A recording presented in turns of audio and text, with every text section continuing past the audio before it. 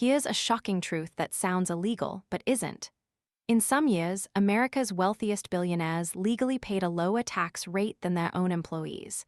Not through crime, not through offshore secrecy, but by following the rules exactly as written. This isn't a story about cheating the system. It's a story about understanding it.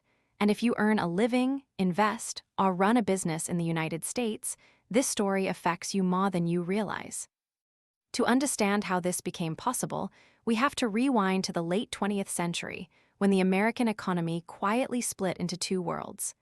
One where money is earned through wages and taxed immediately, and another where money is built through assets and taxed, eventually, or sometimes, effectively never. This is the world dominated by founders, investors, and modern billionaires. Our protagonists aren't villains or heroes, they are builders. Names like Jeff Bezos, Elon Musk, and Warren Buffett.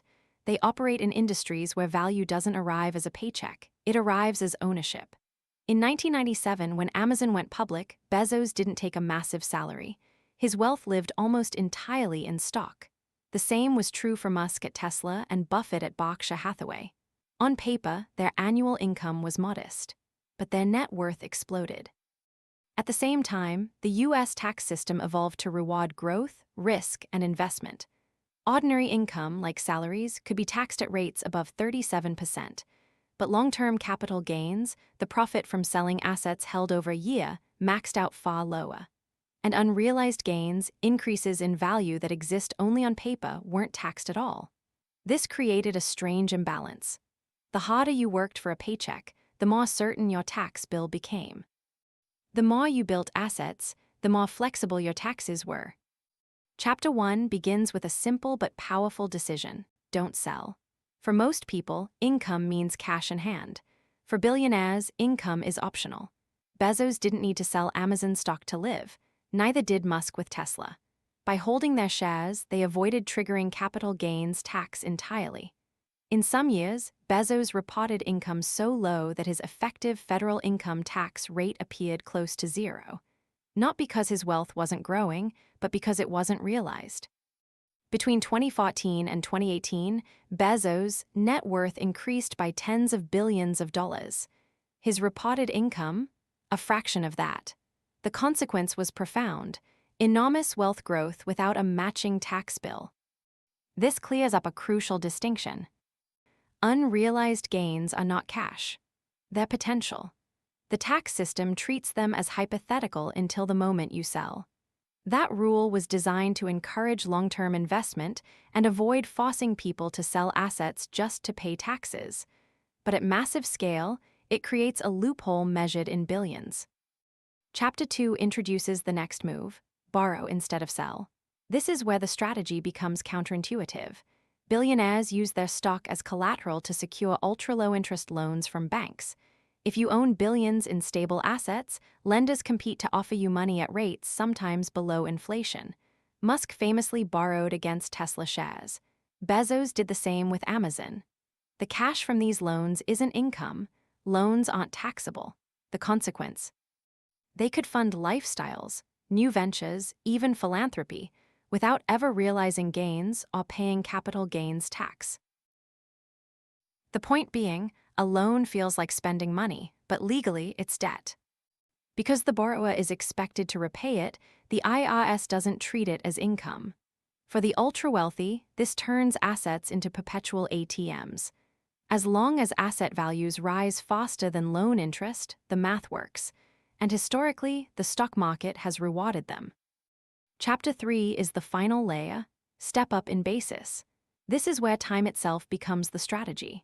Under current U.S. law, when assets are passed to heirs, their cost basis resets to the market value at death.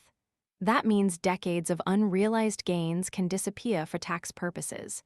If Bezos never sells certain shares and passes them on, his heirs may never pay capital gains tax on that growth. The original purchase price is effectively erased. The financial decision here is patience. The consequence is generational wealth transfer at dramatically reduced tax cost. According to estate planning experts, this single rule preserves trillions of dollars across wealthy families. It wasn't designed for billionaires specifically. It was designed to simplify inheritance. But scale changes everything. By the time we reach the climax, the paradox is clear. In years where Musk paid billions in taxes, it was because he was forced to sell shares, often to cover stock option exercises.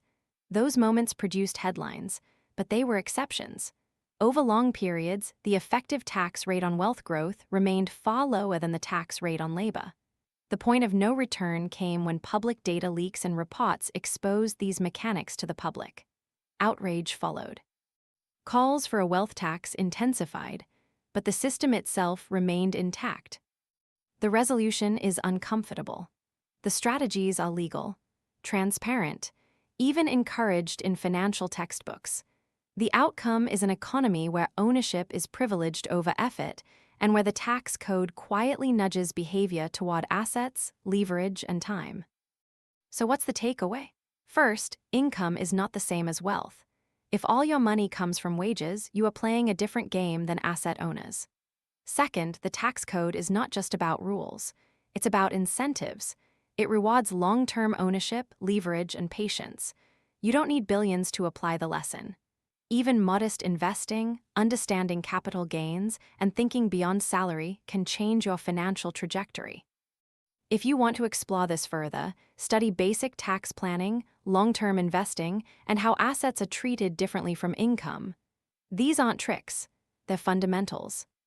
So here's the question. If the rules were designed to reward asset ownership, should the system change, or should more people learn how to play by those rules?